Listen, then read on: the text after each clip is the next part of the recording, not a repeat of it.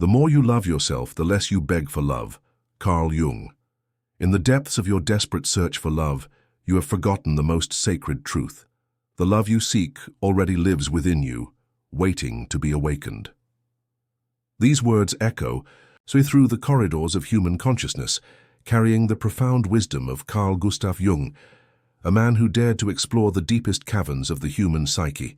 Today we embark on a journey that will challenge everything you believe about love, worthiness, and the relationship between your inner and outer worlds. For too long, you have wandered through life with an empty cup, begging others to fill what only you can complete. You have searched in faces, in embraces, in validation from strangers and lovers alike, not knowing that the fountain of love you seek has always been within your own sacred territory. Jung understood this ancient truth. Your vision becomes clear when you can look into your own heart. Who looks outside dreams, who looks inside awakens. The love you desperately seek from others is but a reflection of the love you have yet to give yourself. But why is this so difficult? Why do we find ourselves on our knees, begging for crumbs of affection when we are capable of creating an entire feast within our own souls? The answer lies buried in the archaeology of your own becoming. From the moment you drew your first breath, you learned that love came from outside, from the warmth of your mother's embrace, from the approval in your father's eyes, from the acceptance of those who held the power to make you feel worthy or worthless. You learned to perform for love, to shrink yourself, to expand yourself, to become whatever shape the world demanded in exchange for the affection your soul craved. And so began the tragic dance of self-abandonment, the slow, methodical betrayal of your own essence in service of receiving what you believed you could not generate alone. Jung called this the development of the persona, the mask we wear to navigate the world. But here lies the profound tragedy. In perfecting this mask, we often lose touch with the authentic self beneath it. We become so skilled at being what others want that we forget who we truly are. The privilege of a lifetime is to become who you truly are, Jung reminded us. But how can you become who you truly are when you are constantly shape-shifting to earn love?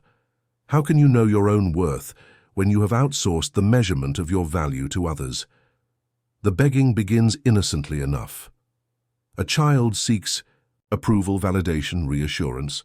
This is natural, necessary even, but somewhere along the way this external seeking becomes a prison. You begin to believe that love is scarce, that it must be earned, that your worthiness depends on your ability to please, to perform, to perfectly meet the ever-changing expectations of others. And so you find yourself in relationships where you give pieces of your soul away like currency, hoping to purchase the love that is your birthright. You find yourself dimming your light so others feel comfortable, silencing your voice so others feel heard, abandoning your dreams so others feel supported. This is not love. This is transaction. This is not connection. This is codependence. This is not intimacy. This is the slow erosion of self in service of an illusion. But Jung's genius lay not just in identifying the problem, but in illuminating the path toward healing. He understood that we cannot love what we do not know, and we cannot know what we refuse to see. The parts of yourself that you have deemed unlovable, your anger, your sadness, your fears, your imperfections, these become the shadow aspects of your psyche. One does not become enlightened by imagining figures of light, but by making the darkness conscious, Jung wrote. The very parts of yourself that you have learned to hide, to deny, to be ashamed of, are the keys to your liberation. Think of the child within you who learned that certain emotions were unacceptable. Perhaps your anger was met with punishment, your sadness with dismissal, your joy with jealousy. These experiences taught you to fragment yourself, to present only the acceptable pieces while banishing the rest to the shadow. But here is the sacred truth that changes everything. Those shadow aspects are not your enemies. They are the exiled, parts of your soul calling out from the darkness, longing to be welcomed home. Your anger may carry the fire of your boundaries. Your sadness may hold the depth of your compassion. Your fear may be the guardian of what you hold most precious. Jung understood that integration, the process of reclaiming these lost parts of ourselves, is the pathway to wholeness. And it is only from this place of wholeness that authentic self-love can emerge. You cannot truly love yourself while simultaneously rejecting fundamental aspects of who you are. This is why the journey towards self-love is not about positive affirmations or surface-level self-care, though these have their place. It is about the courage to turn toward what you have spent a lifetime turning away from. It is about extending compassion to the parts of yourself that you have judged, criticized, and abandoned. When you begin to love your shadow as well as your light, something miraculous happens. You stop needing others to love only your acceptable parts because you have learned to love your whole self. You stop performing for approval because you have given yourself the approval you seek. You stop begging for love because you have become a source of love. This transformation is what Jung called individuation, the process of becoming whole, of integrating the scattered fragments of your psyche into a unified, authentic self. It is the greatest journey you will ever undertake, and it begins with a simple but revolutionary act, choosing to turn toward yourself with the same compassion you have spent your life offering others. Imagine, for a moment, if you spoke to yourself the way you speak to a beloved friend. Imagine if you forgave your mistakes with the same grace you extend to others. Imagine if you celebrated your victories with the same enthusiasm you show for those you care about. Imagine if you protected your energy with the same fierce love you use to protect those who matter to you. This is not selfishness. This is the foundation of all authentic love. Everything that irritates us about others can lead us to an understanding of ourselves, Jung observed. The love you seek from others, the understanding you crave, the acceptance you long for, all of this begins with your relationship to yourself. But self-love is not a destination. It is a practice, a daily choice, a moment-by-moment recommitment to treating yourself as sacred. It means learning to listen to the whispers of your intuition rather than the shouts of external expectation. It means honoring your needs, your boundaries, your truth, even when doing so disappoints others. It means recognizing that your worth is not determined by your productivity, your achievements, your ability to make others happy, or your capacity to meet impossible standards. Your worth is inherent, woven into the very fabric of your existence. You do not need to earn it, prove it, or justify it. Jung reminds us, you are what you do, not what you say you'll do. Self-love is not found in grand gestures or perfect moments. It is found in the small, daily acts of kindness toward yourself. It is found in the choice to rest when you are tired, to speak truth when it would be easier to lie, to ask for help when you need support, to say no when your spirit requires it. As you begin to cultivate this relationship with yourself, something profound shifts in your external relationships as well.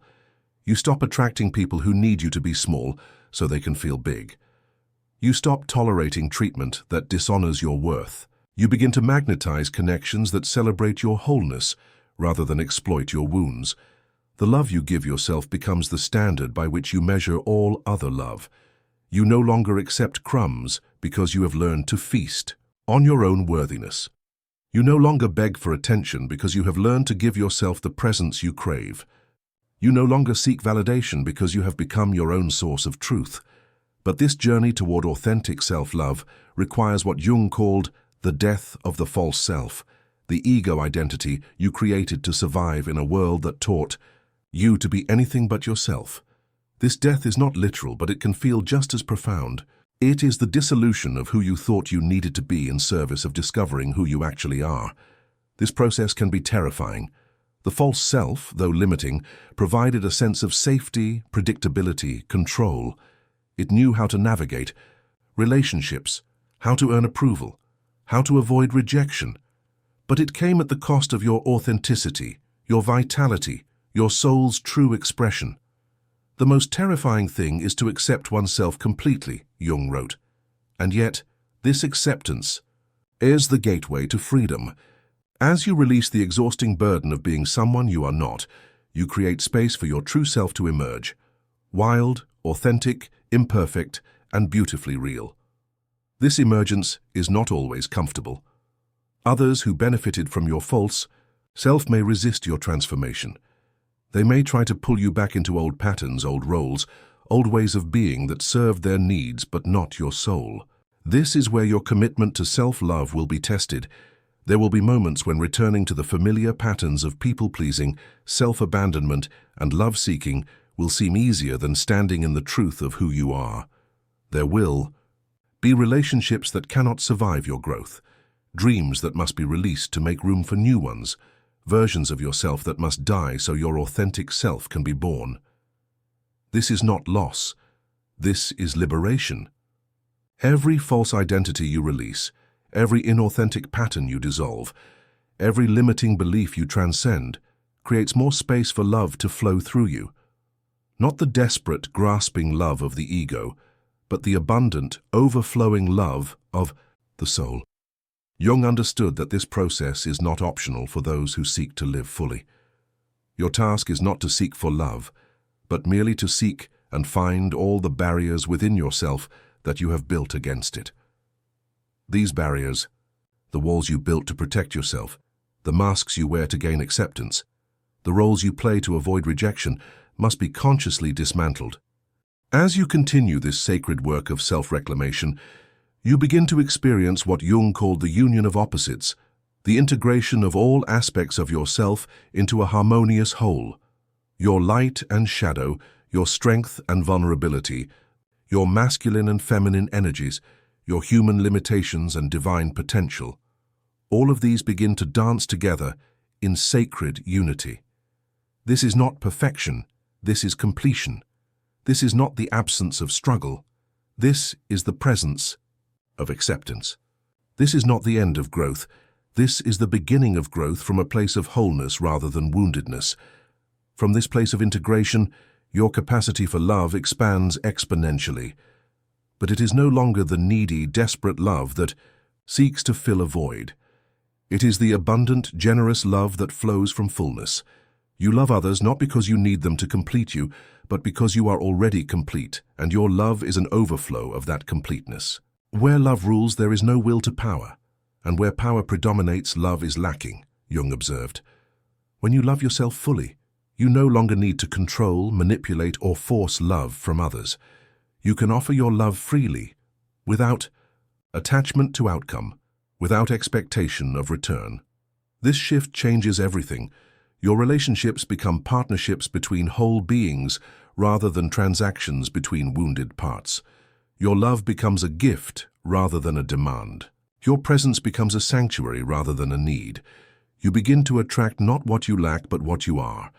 If you are peaceful, you attract peace. If you are joyful, you attract joy. If you are whole, you attract wholeness. The law of attraction is not about positive thinking. It is about authentic being. Jung reminds us, everything you need you already have.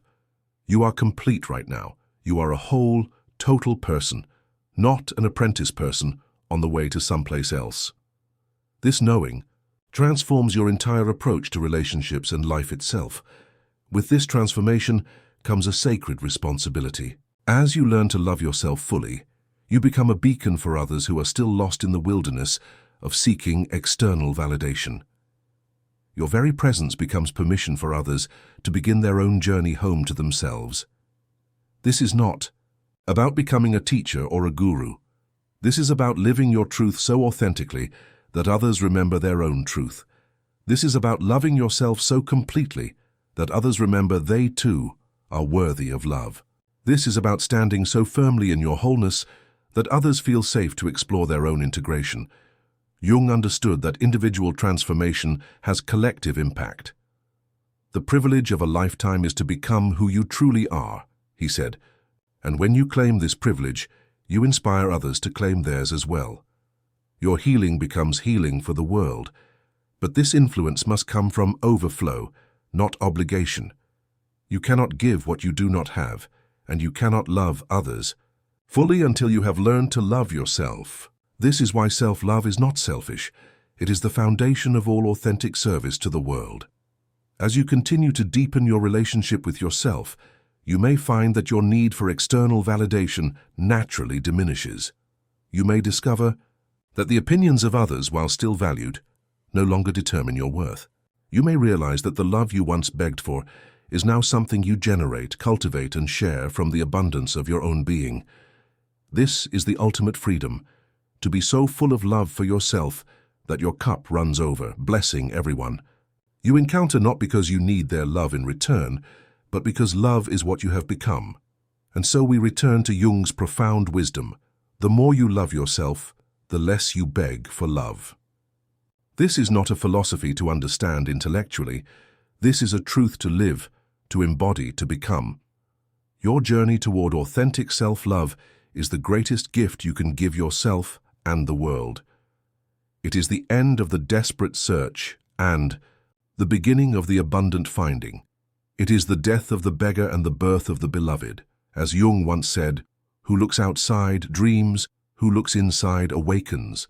May you awaken to the love that has always lived within you. May you remember that you are both the seeker and the sought, the lover and the beloved, the question and the answer you have been searching for.